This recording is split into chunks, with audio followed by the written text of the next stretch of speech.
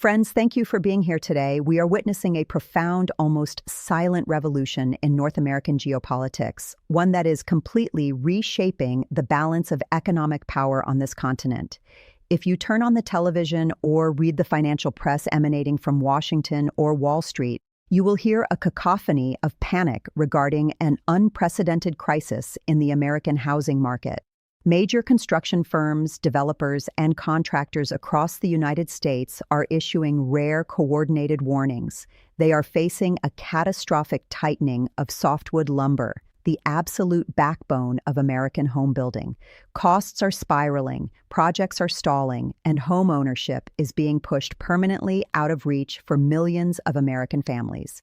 Naturally, the instinct of the American political establishment is to look outward, to find a dramatic event to blame. They search for a sudden export ban, a dramatic shutdown of the borders, or a fiery political declaration from Ottawa. But they find none of these things. There are no dramatic headlines. There are no political theatrics. There is only a deafening, calculated silence from the North. And that is exactly why Washington is terrified. What we are exploring today is not simply another chapter in the endless cyclical trade disputes between our two nations. We are dissecting a masterclass in structural geopolitical realignment. Canada has fundamentally rewritten the rules of resource economics. Without firing a single rhetorical shot, without engaging in the loud reactionary theatrics so favored by American politicians, Canada has restructured how it prices, processes, and distributes its lumber. In doing so, it has bypassed the entire American tariff framework, neutralizing decades of U.S. trade aggression, and exposed deep systemic vulnerabilities within the United States that decades of American policy mistakes created, but nobody wanted to acknowledge. To understand the brilliance of what is currently unfolding, we must first examine the illusion of American leverage and the historical paradigm that Canada has just dismantled. For decades, the Canada-U.S. softwood lumber dispute has followed an agonizingly predictable script. It was a game played on American terms, on an American board using American rules. Historically, Washington has viewed Canada not as a sovereign equal with its own strategic imperatives, but rather as an unconditional safety valve, a vast frozen warehouse of discount resources waiting to be harvested solely to satisfy the insatiable appetite of American consumption. Whenever the U.S. domestic lumber lobby felt threatened by superior, more efficiently produced Canadian wood, they would petition Washington. Washington would respond with the bluntest instrument in its geopolitical toolbox: unilateral tariffs, historically averaging anywhere from 14% to 20%. The American calculation was always the same. Rooted in a fundamental arrogance about their economic gravity, they assumed that Canada, vastly smaller in population and highly dependent on cross-border trade, would simply absorb the shock. They expected Canadian politicians to express predictable outrage, perhaps file a grievance with the World Trade Organization or under the NAFTA, USMCA frameworks, a legal process that takes years and rarely yields immediate relief, and then, ultimately, capitulate. The assumption was that Canadian sawmills would just swallow the tariff costs, lower their margins, and keep sending raw lumber south because they had no other choice. Proximity, in the American mind, equated to absolute dependency. Recently, Washington initiated this cycle once again, implementing new, punishing tariffs on Canadian softwood lumber. They waited for the usual Canadian response: the outrage, the legal filings, the desperation for market access. But this time, the traditional response never came. Instead of fighting the tariff within the rigged framework of U.S. trade courts, Canada did something profoundly more effective. It removed the dependency on the system that the tariff was designed to penalize. Canada recognized that fighting a larger, louder opponent on their own terms is a fool's errand. True leverage comes from changing the architecture of the relationship. Canada did not ban exports. It simply altered the physical and economic structure of its forestry industry in ways that render American tariffs entirely irrelevant. This is the death of the illusion of American leverage. Canada's strategy was not born of emotional retaliation, but of cold, hard, rational data. It is a quiet checkmate achieved through a deliberate structural realignment. Let us break down exactly how Canada is tightening the lumber supply without ever announcing restrictions, because this blueprint will define resource conflicts for the next generation. The first and most fundamental move in this masterstroke is a strategic capacity reduction, what we might call the supply squeeze. Taking control of the sheer volume of supply changes everything. For years, Canada flooded the U.S. market with raw lumber. When tariffs hit, Canadian mills produced more to make up for lost margins, ironically driving prices down further and giving American builders a discount. That era is over. Canada has systematically and quietly reduced its softwood lumber output.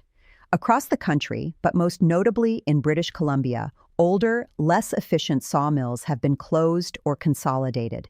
Since the peak production year of 2018, national softwood production has fallen by an estimated 15% to 20%. In British Columbia alone, thousands of forestry jobs were transitioned or retired. American analysts initially viewed this as a temporary economic cycle, a market fluctuation that would eventually correct itself. They were entirely wrong. This was not a recessionary dip. It was a deliberate, permanent capacity reset.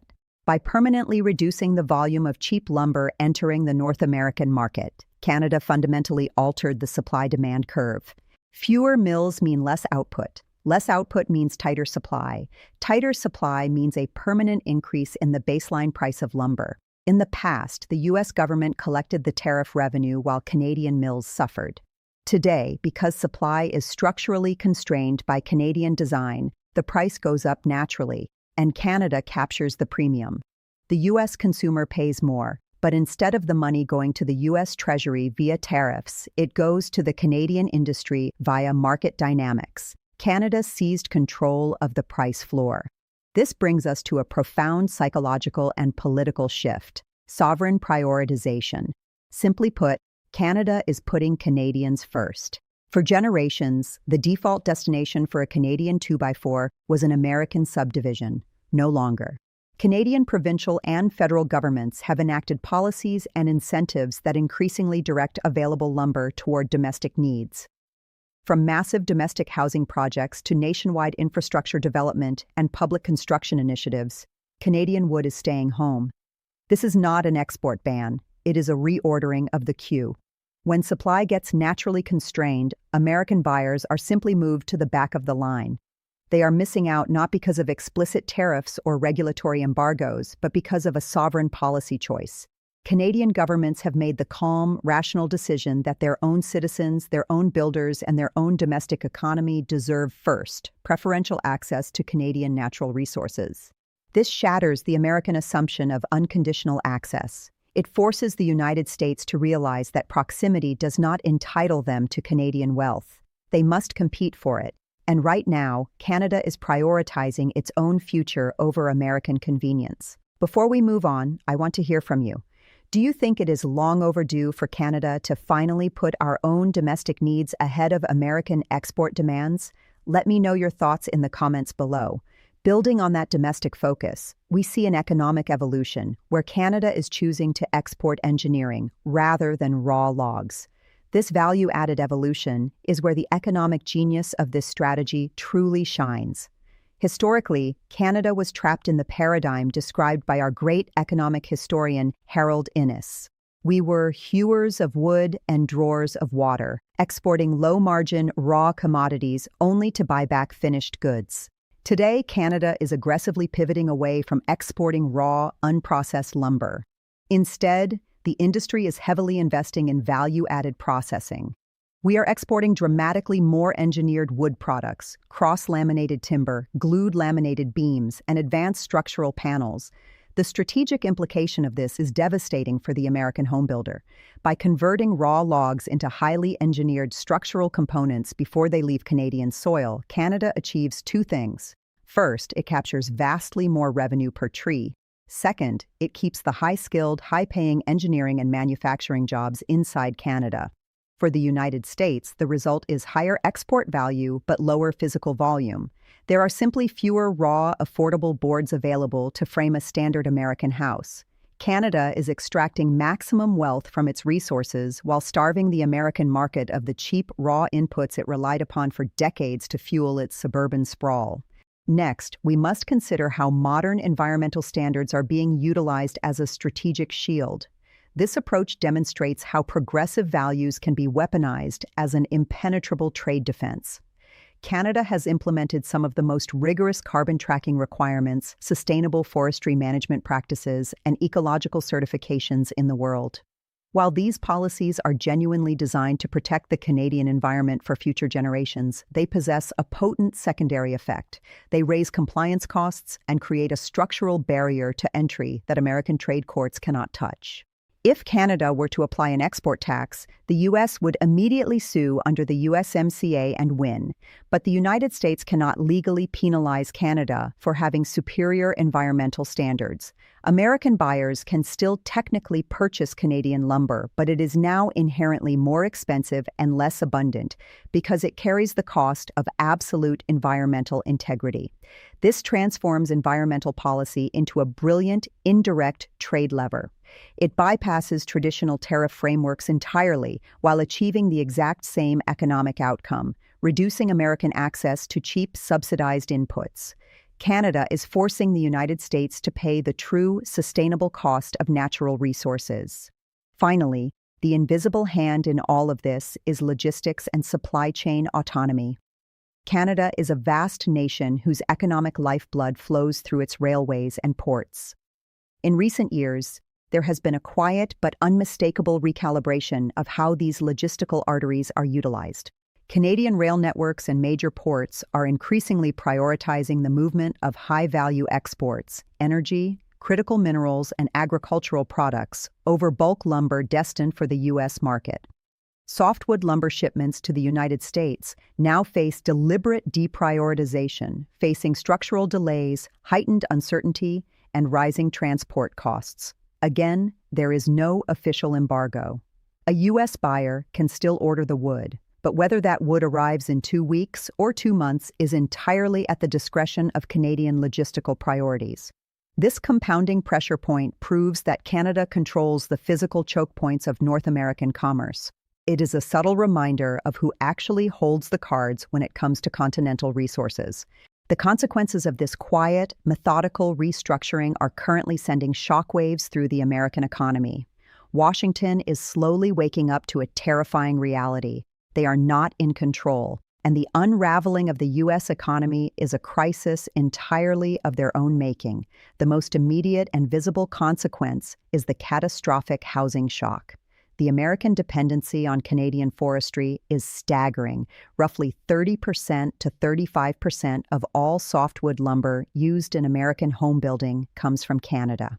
In a typical wood frame house in the U.S., lumber accounts for 20% to 25% of total material costs. When Canada tightened the structural supply, the math became brutally clear for the American consumer. Industry estimates show that a mere 10% increase in lumber prices adds between $8,000 and $15,000 to the price of a new single-family home in the United States. For American buyers who are already being crushed by stubbornly high interest rates and persistent, sticky inflation, this is not a minor inconvenience. It is a structural shock. It is the final nail in the coffin for the American dream of homeownership for millions of middle-class families. The U.S. administration implemented tariffs to look tough for domestic lobbies, and in return, they artificially inflated their own housing market beyond the reach of their own citizens. But the damage extends far beyond the raw price of a 2x4. It has triggered a construction timeline collapse and widespread market panic. By making supply less predictable through reduced output and logistical deprioritization, Canada has thrown the highly leveraged world of American real estate development into chaos, where time is quite literally money. Projects are facing constant delays because materials are simply unavailable when needed. A single month of delay can raise total construction costs by 5% to 7% due to rolling financing charges, labor retention expenses, and idle equipment rental fees. This unpredictability has birthed a psychological crisis within the American market. Developers, wholesalers, and distributors, terrified of future shortages, have begun rushing to secure supply early. This creates panic hoarding, speculative buying, and artificial shortages. Prices in the U.S. are rising not just because Canadian lumber is genuinely tighter, but because the American market expects it to be tighter. Canada simply set the structural parameters, and the inherent volatility and fear within the American capitalist system did the rest, destabilizing pricing across their entire economy. It's a fascinating dynamic, isn't it? If you are enjoying this deep dive so far, please take a second to share your perspective in the comments. Are you surprised by how fragile the American system actually is when the Canadian safety valve is turned off? Ultimately, this economic turmoil leads to the very thing Washington fears most: total political paralysis. In America, housing is no longer just an economic metric. It is a hyper-volatile voter issue that determines the fate of entire administrations. Rising home prices push younger demographics out of ownership, drive up rental costs in major metropolitan areas, and heavily weight consumer inflation calculations. As long as inflation stays elevated, driven in no small part by construction costs, the U.S. Federal Reserve is forced to keep interest rates higher for longer. This creates a devastating indirect cost spiral that is slowly choking the broader U.S. economy, and it is directly traceable to their own trade policy failures and their unrecognized dependency on Canadian goodwill. And Washington is entirely paralyzed. Their traditional responses are suddenly useless. They can return to familiar softwood lumber duties, but tariffs do not magically manifest physical wood. They only raise prices further for American citizens. Politicians can demand a surge in domestic U.S. lumber production, but this is a fantasy. Decades of stringent environmental regulations, excruciatingly long permitting timelines, endless legal challenges from local opposition, and a lack of modern infrastructure mean that expanding U.S. capacity in any meaningful way will take years, if not decades. They can suggest switching to alternative materials like steel or concrete, but builders immediately realize these materials are vastly more expensive, incredibly energy-intensive, and their pricing is dictated by highly volatile global markets outside of U.S. control. The uncomfortable, unassailable truth has been exposed. The United States can respond politically, they can respond rhetorically, they can hold congressional hearings and point fingers, but structurally, they remain deeply, fundamentally exposed. Canada did not create the American construction cost crisis. Canada merely revealed a dependency that already existed and applied immense quiet pressure to the exact point of maximum American vulnerability. So, why did Canada choose this path? The answer lies in the strategic dividend and the long-term geopolitical victory it secures. This is not just about the price of wood today. It is about identity, leverage, and the long-term positioning of our nation in a rapidly fracturing global economy. First and foremost, it decisively upgrades the national economic position. By shifting away from raw exports and leaning heavily into value-added processing and strict standards, Canada is decisively upgrading its status in the global economic hierarchy. We are transitioning from being a mere price taker in raw commodities, subject to the whims of the American housing cycle, to becoming a rule setter in advanced, sustainable building materials. This means higher skilled jobs, better wages, and more robust intellectual property kept within our borders. We are no longer subsidizing American growth with cheap Canadian resources. We are charging a premium for Canadian excellence. Beyond the immediate economic gains, this strategy guarantees long-term ecological and resource sovereignty. It protects our most vital long-term asset, the Canadian landmass. By treating our forests as multi-generational strategic assets rather than quick cash inventory to be clear-cut for American strip malls, we are ensuring ecological stability. Slower, more deliberate, and highly regulated harvesting guarantees that Canada will remain a reliable premium supplier for the next century, long after the unregulated forests of the Global South have been depleted.